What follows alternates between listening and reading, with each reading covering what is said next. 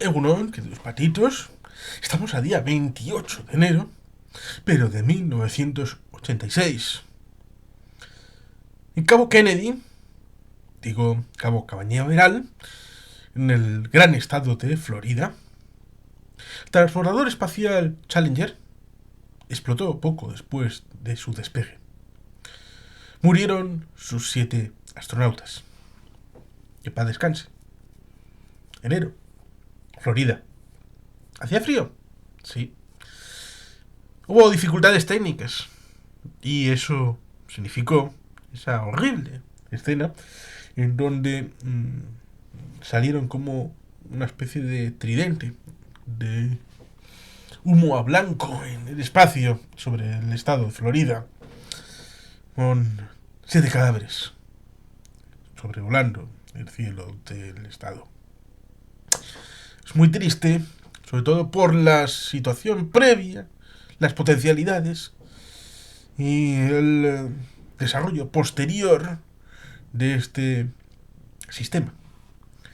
Evidentemente, todo el mundo recordará que el transportador espacial tuvo un primer elemento de pruebas, que fue al que llamaron Enterprise, precisamente por honor a esa serie de televisión tan maravillosa como es aquella con Leonard Nimoy, William Shatner, de Forrest Kelly, aquella que hablaba de los viajes a las estrellas y que fue cancelada después de la tercera temporada, creo recordar.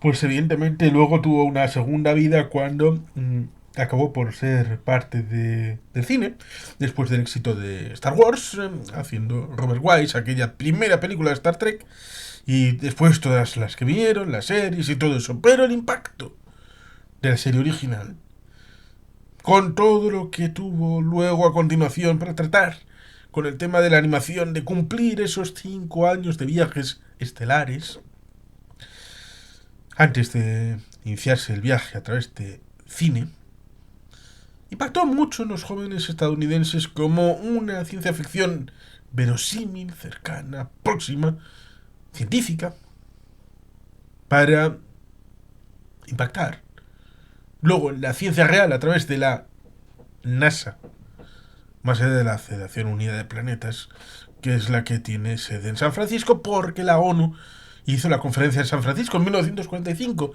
y era una extensión de esa posibilidad de posguerra mundial para tratar de tener un mundo pacífico, unido, deseos de buena voluntad de su creador Gene Roddenberry. La NASA, creada en los años 50, proyectos como el Gemini, Mercury, que andaban sobrevolando por ahí, el programa Apolo, todos aquellos primeros astronautas que trataron de luchar contra los elementos y contra el satélite Sputnik y contra el señor Gagarin y su primer supuesto éxito, porque se puede homologar el éxito de Gagarin a la hora de haber salido de la Tierra y no haber llegado a aterrizar con la cápsula, porque ¿eso no homologable realmente el éxito de Gagarin a día de hoy? Porque salió de la cápsula mucho antes de entrar. Y por tanto eso sería cuestionable, por más de que alguno ponga el grito en el cielo respecto a poner en cuestión éxitos de la humanidad porque eran de los soviéticos. No pongo en duda el éxito porque sea de los soviéticos, sino porque es de justicia hacerlo. Porque si hay que cumplir unas normativas, deben de serlo para todos.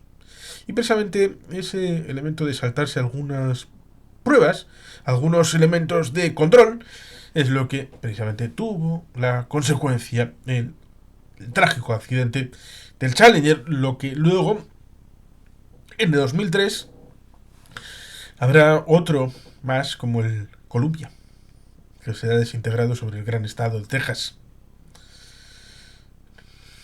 En paz descansen, porque también había astronautas de otros países. Un israelí, Ilan Ramón, fallecería allí. Y que había estado en el bombardeo de o Chirac en 1981, habiendo sido aviador de las IDF. Y por tanto, la memoria está ahí para todos. Y la memoria indica que el Apolo 1, con los tres astronautas, ahora me recuerdo de Roger Chaffee, Gus Grissom y el tercero, ahora no recuerdo cómo era, que murieron abrasados dentro de la cápsula que iba a ser el prototipo del Apolo 1. Y la misión no iba a ser al Apolo 1, pero las familias, por esto de la entidad, forzaron que, dado que era el primer elemento de pruebas para lo que sería la misión Apolo, aquella cápsula debería de llevar el nombre de Apolo 1, el nombre de los mártires que habían fallecido ahí dentro. Luego, evidentemente, llegaron todos los Apolo hasta llegar al 9, que fue muy importante, el 8 y el 9, a la hora de aproximar aquel Apolo que circunnavegó la Luna y prácticamente llegó a posarse en Navidad de ese año 1968, uno muy convulso para la historia de la humanidad y que, aun no siendo uno creyente, emociona mucho cuando escucha el inicio del Génesis desde la Navidad de 1968, dicho desde allá arriba, prácticamente al lado de la Luna, a pesar de que, bueno, pues podría tener otras lecturas, pero la significación del cristianismo cultural, más allá del hecho religioso, lleva a algunos, como es mi caso, a una emoción cada vez que pienso en aquella lectura de ese comienzo del Génesis desde los cielos. El Apolo tuvo su final después de el Apolo 13, que fue el éxito más grande de la NASA tal vez. Porque cuando se hacen las cosas bien, bueno, el éxito tiene mil padres, pero cuando el fracaso llega, el fracaso no lo quiere nadie. Y hacer frente al fracaso para convertirlo en un éxito donde puedan volver los astronautas, donde pueda recuperarse lo más valioso como es la vida humana. Y es algo honorable que hasta la llegada de la película de Ron Howard de 1995 con Tom Hanks y otros no fue valorado en su justa medida. Y por eso es enormemente provechosa esa película, poniendo en su sitio lo que fue realmente la historia del Apolo 13. Luego, hasta el Apolo 17, se siguieron haciendo experimentos, pero la real significación del Apolo en realidad era la investigación de cohetes para el sistema de lanzamiento y poder transgredir el límite de la cúpula para algunos. Tierra pizza, ¿sí? Alguno está por ahí. No, la Tierra es redonda, geoide, y hay espacio, y por lo tanto para hacer lanzamientos más allá y en el ámbito orbital, pues había que hacer una investigación práctica. Y qué mejor que hacerla encubierta de un programa espacial.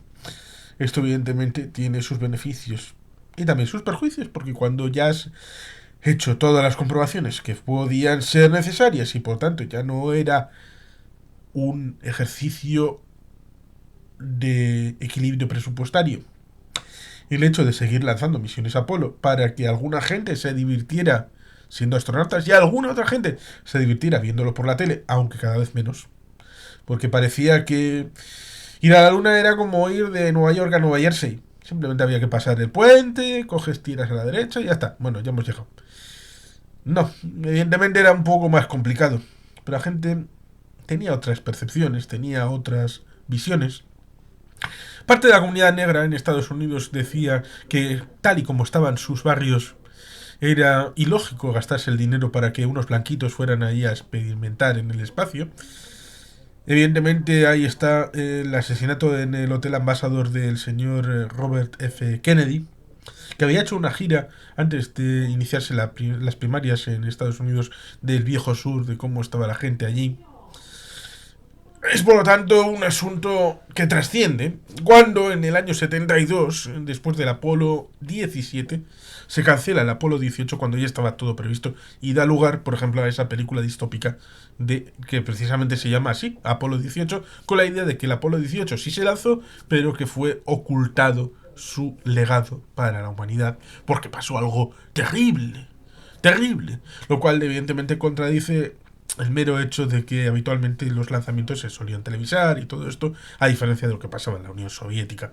Pero en la Comisión Presupuestaria del Senado, los miembros de la Cámara de Representantes también pusieron palos en la rueda a la hora de la financiación de los programas de la NASA. Y esto acabó por terminar el programa Apolo, cuando había tripulaciones titulares y de reserva para los siguientes programas de lanzamiento. Pero, evidentemente, esto generaba un gasto y los ingresos eran prácticamente ninguno. Más allá de lo que ahora, en 2024, habrá para volver a la Luna. Hay el proyecto para finales, para el ámbito de noviembre, de volver a ver astronautas, 4 en este caso, sobre la superficie de nuestro querido satélite Selene, que es como realmente se llama nuestra Luna. Luna es genérico, Selene el nombre particular de nuestra Luna. Por eso los hipotéticos habitantes de la Luna se les llama selenitas. Pero bueno, esto que prácticamente no mucha gente sabe, o igual tú sí, ya lo sabías, agradezco porque eres una persona inteligente y estás aquí con nosotros, pues evidentemente el tema estriba en que luego salieron otras posibilidades, como fue el Skylab, como acabó siendo el transbordador espacial. ¿Por qué? Pues porque, como decíamos ayer un poco sucintamente, había siempre un lanzamiento donde todo quedaba en el espacio o volvía a reentrar y quedaba destruido. Y por lo tanto había unos componentes fijos que no eran reutilizados. Una ventana de oportunidad más allá del Skylab y de todos estos elementos transitorios era hacer una especie de pájaro que pudiera salir y volver a entrar. Y estos instrumentos ya estaban ideados en buena medida cuando el señor Stanley Kubrick cogió a la NASA para pedirle ayuda después de un pequeño relato corto, creo que era el Centinela, acerca de lo que acabó siendo 2001, una odisea en el espacio. Aquella película de 1968 que se adelantó en un año al propio lanzamiento de la NASA respecto al Apolo 11. A pesar de que en buena medida ya se estaba preparando el Apolo 8 y Apolo 9, que como hemos dicho hizo prácticamente todo, el 95% en un simulacro, para que el Apolo 11 saliera todo perfecto, es decir, el estreno, el gran estreno, pero por muy pocos metros, menos de lo que uno puede imaginar. Un par de Apolos previamente pudieron haber sido los primeros hombres en la Luna. Y no lo fueron porque era como un ensayo general en donde bajaron prácticamente hasta tocar Luna, ¡pum!, y volvieron a subir para volver a la Tierra.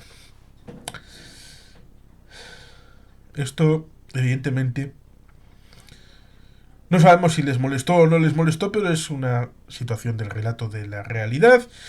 Ahora, hay otros incentivos que entonces no estaban respecto al Helio 3, que puede estar en la Luna o no.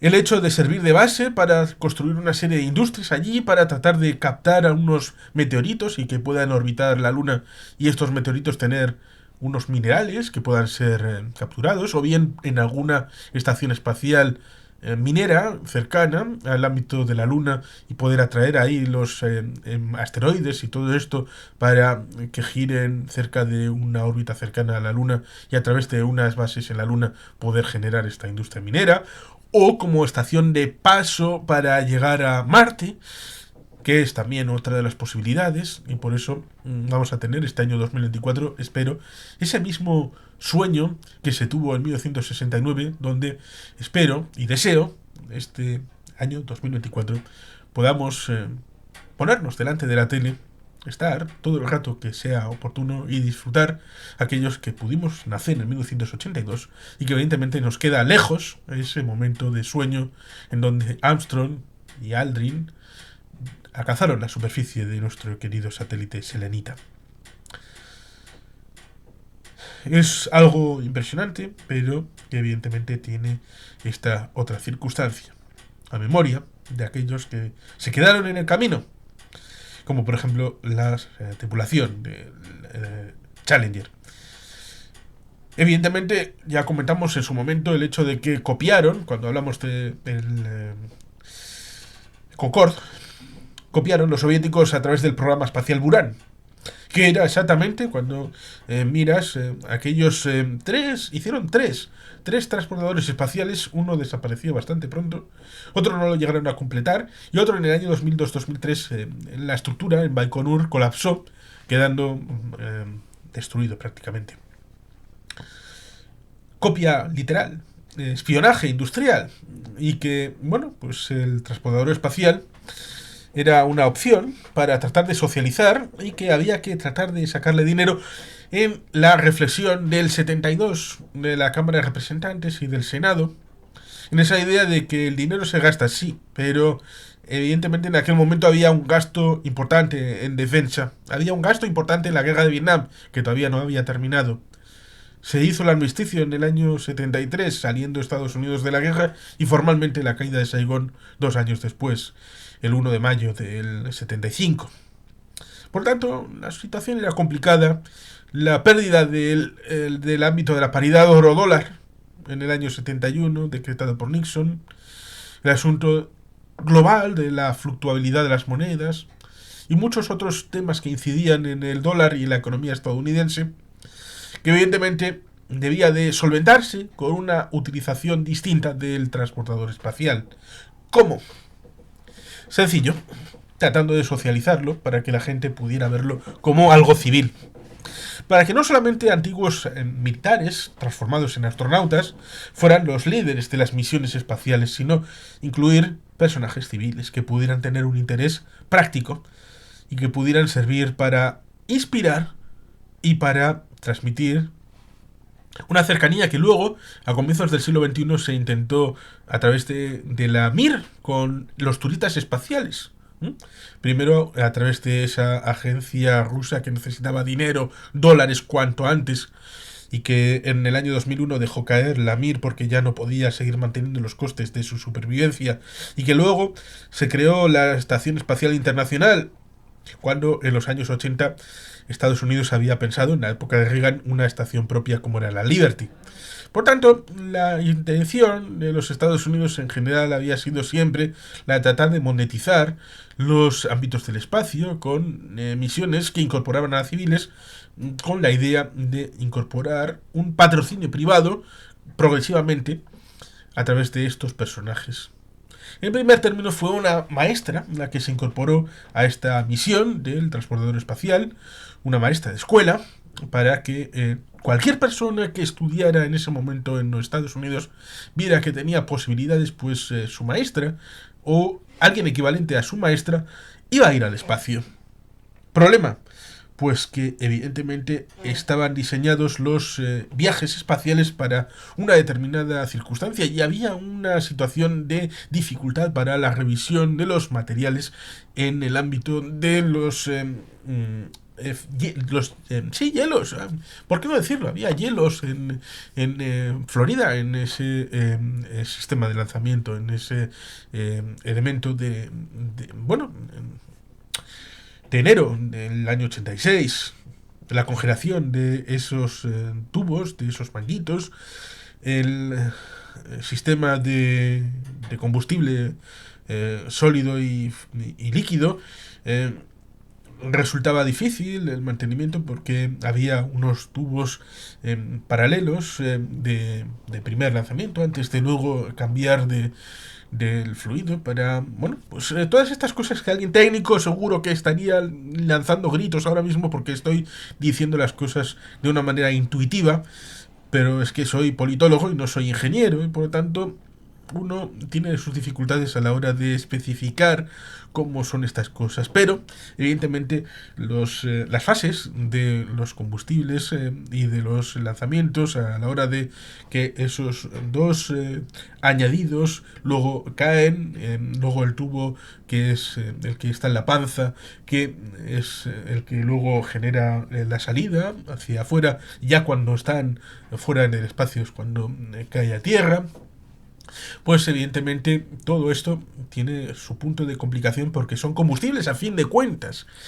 Y evidentemente cualquier chispazo, cualquier mala situación, cualquier desvío de lo que debería haber sido, pues evidentemente generaría un chispazo aquí, un chispazo allá, como aquel ventilador dentro del ámbito de los combustibles del Apolo 13, que darle al botón para removerlo, cosa que luego fue discutido y discutible a través de lo que se ve uno, por ejemplo, en la película Apolo 13, pues generó ese hueco, ese vacío, por el que acabó saliendo buena parte de la vida del Apolo 13. Y fue contrarrestado bien, pero en el caso del Challenger no fue viable ninguna posibilidad. Y es que, más allá del hecho de que en ese momento hubiera una circunstancia específica, como era el hecho de que iban a pedir que salieran transportadores espaciales cada semana. Iba a ser como el autobús espacial semanal, en donde iba a ir todo el mundo. ¿No se pudo prorrogar? No, por un pequeño detalle. El debate del Estado de la Nación. Ronald Reagan quería explicar al mundo el éxito del vuelo del Challenger en el discurso del Estado de la Nación de ese año, que estaba muy próximo, a pocas horas. Y no había posibilidad de retrasarlo y forzaron la maquinaria para que, dado que habían retrasado algunos días, creo que del 26 al 28, el lanzamiento, no podían, porque si no se pasaría de fechas y el presidente Reagan no podría tener esa carta en el discurso del Estado de la Nación. Del Estado de la Unión, sí, estoy hablando como si fuera el ámbito del debate que no se celebra en España desde hace un montón de años por vete a saber qué razones interpuestas. Pero bueno, ciertamente todo el mundo sabe que State of the Union Debate, el discurso, el speech de los presidentes una vez al año y cuando comienza. Eso fue trágico porque forzar la maquinaria, forzar el asunto por intereses de tratar de poner en marcha una maquinaria de churrería en donde estos transbordadores vayan a ser utilizados como transportes escolares, semanales, con una periodicidad y forzar para que esto vaya adelante y que haya más vuelos de lo que uno puede prever, pues acabó como podía pasar. Y como alguno tal vez llegó a pronosticar de que aquello técnicamente había deficiencias que se transmitieron, como suele pasar a veces, que después, solo después, te encuentras que un técnico ha dicho, oye, ojo, porque yo estoy viendo esto. A veces se sobrevalora, a veces se infravalora. A veces hay momentos en donde, por ser demasiado precavidos, no se llega a cumplir el objetivo y otro te adelanta. No había en principio ningún riesgo, como sí lo había con el programa Apolo para llegar a la Luna. Pero hay quien puede pensar lo contrario. Y es que Sergei Korolev murió en la mesa de operaciones por una simple apendicitis, siendo operado por el ministro de Sanidad de la Unión Soviética, que no entendía de oncología, pero aún así le pusieron para que le operara. Murió. Por una apendicitis o por un cáncer, da igual, murió. Y no pudo llegar a tiempo para tratar de establecer ese momento del año 68, en donde, en un último intento, los soviéticos intentaron lanzar algo para llegar a la Luna, pero ahí está el caso de Bondarenko, secreto ocultado. En el caso del Challenger no había esa competencia. Los soviéticos no tenían nada que competir en ese momento para tratar de hacer viable un programa espacial cíclico, estable. Tenían cosas, sí. Tenían el comienzo de la Mir, precisamente en ese año 1986. Sí,